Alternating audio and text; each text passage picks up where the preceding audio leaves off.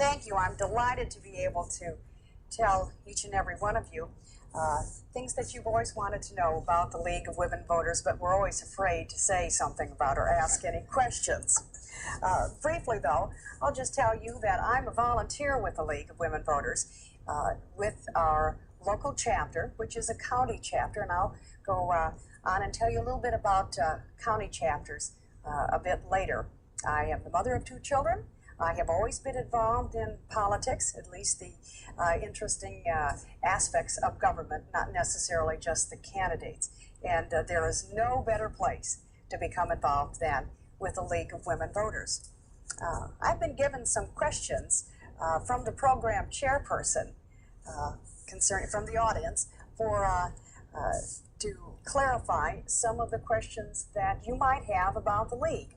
So here goes, and if you have any more, just please feel free to tell your chairperson, and she'll or he'll give me the cards. Well, everybody wants to know when and where was the League of Women Voters established.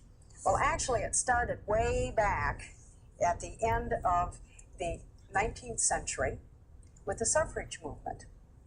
And after all those years with those women and their banners trying to get the vote for the women in the United States, finally, after the 19th Amendment was ratified, the founder of the League of Women Voters, Carrie Chapman Catt, had said, our purpose doesn't stop right here.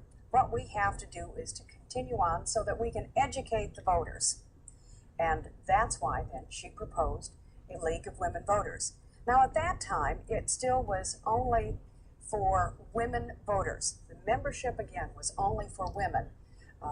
Several years later, the membership has been made open to men.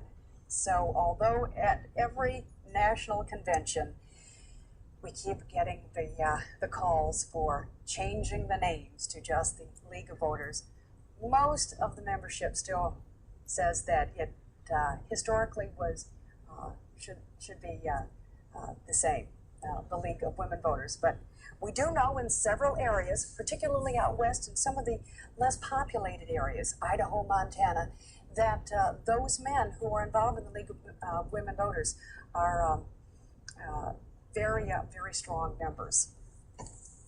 Well, I've just said kind of who belongs to the League. And what can everybody do in the League? Well, first of all, you can give us your funds, your money, because it costs a lot of money for us to maintain a national office. The national office is one that does lobbying up on Capitol Hill. We have a lobbying corps that which comprises of various members of the League who on a regular basis go up and talk to all of the congresspersons on various issues that the League is involved in. What else we can do? On a local level, and that's where I'm a member.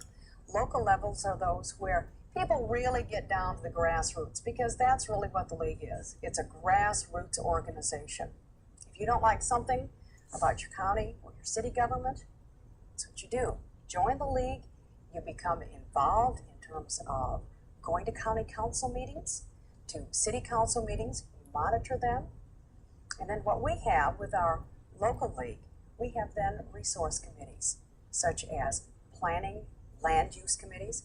We testify a great deal at the planning and land use commissions on such issues as, where is the next solid waste disposal plant going to be held?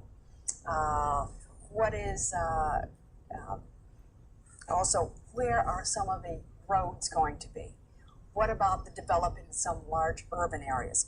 That's what we get involved in. And obviously, other areas that we get involved in on a local level, education. Education has always been a very big topic. As an example, our state now is going